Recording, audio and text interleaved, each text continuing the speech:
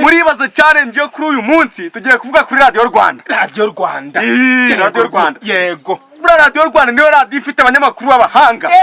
Bakaze we. Tatari. Bakaze. Noneho rero reba nka Ferdinand. Ferdinand uri uramubona. Noneho ari kuvuga ya myanzuro sha. Ira myanzuro y'inama y'igihugu ya ministry ivuga kuri COVID-19. Kuri COVID-19. Ferdinand akarere ka Nyenyeri gashizwe muri gahunda ya guma mu rugo. Muri ibaze challenge nitujya tubesha. Ibaze noneho bazanye Celestin ntawirusha amaboko. Uwo nguwo badufashe rwose bamuzane. Ibaze we. Noneho najya avuga ya makuru nyine. Akavuga ya makuru nyine. Sibyo?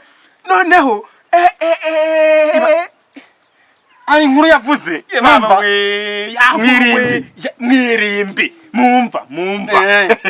Nkuko mubibona ngo Celestin ngo ntawurusha amaboko ngo ngeze mwirimbi rya Nyamirambo ngo ngubu nkandagije akaguru kamwe mumva ngakandi kari hejuru mu kigaragara cyo metero imwe n'igice yo gucugurwa kumva ntabwo yuzuye ni nayo mpamvu imbwa zitaburura abantu.